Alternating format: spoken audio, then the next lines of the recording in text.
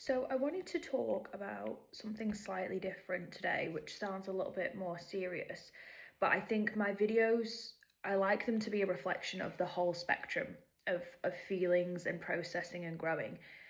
And some parts of that are easier than others. But I want to talk about sadness today because I feel like sadness is something that we all really avoid because it's quite a tender and painful human experience sometimes. But I think one thing that we don't acknowledge, or one thing that we try to avoid, particularly in our growth journey, is that sadness is part of the actual processing that we do. So when we don't want to feel crappy about ourselves, we don't want to feel sad about a situation, we run away from it because, we don't want to experience that emotion. But what happens is you're just delaying something you have to do. So it's not a nice, pleasant experience to be sat in.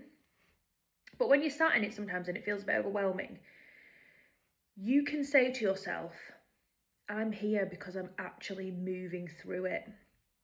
If I'm sat in that sadness now, it's because I'm processing it. It's where I've had time and my body has said, we're going to feel this emotion. So you're sad because something didn't work out, or you're sad because you've had a fallout with somebody, or you're sad because something's ended. You're allowed to feel that. So I think what we do when we talk about the self-help industry and, spirituality and feeling connected is we try and say that those lower vibrational feelings or emotions, almost that we bypass them and don't experience them, but that's not true. You're here on a human plane with a human experience, and the universe or the growth, your spirit guides, whatever you want to call it, understand that you have to feel those experiences. You have to cry sometimes, you have to feel sad.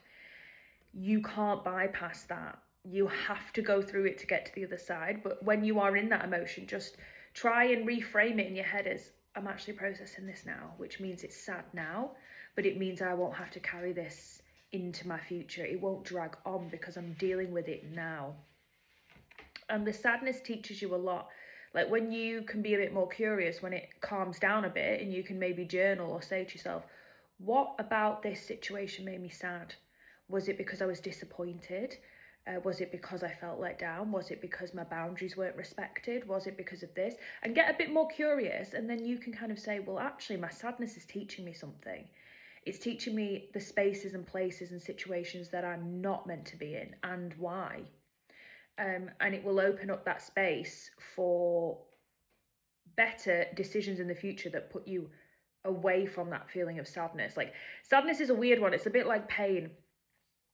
It takes you further away from the places you're not meant to be, because when you burn your hand on something, or you cut your hand on something, or you fall over in the playground, you don't do that again. You make a concerted effort to avoid that situation again.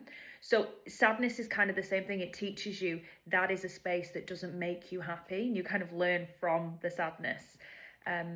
So yeah, I just wanted to talk about it because I feel like people don't talk enough about the fact that it's quite normal for you to feel those emotions throughout your journey of life. And they are a useful tool, even if they're something that we try and avoid. But it's really important that you don't avoid them, that you sit with them, because they've got a story to teach you as well about yourself and about the situation. And sometimes when you come out of sadness, you have this clarity about a situation that you didn't before, and you're able to face up to some truths about a situation that you didn't want to before.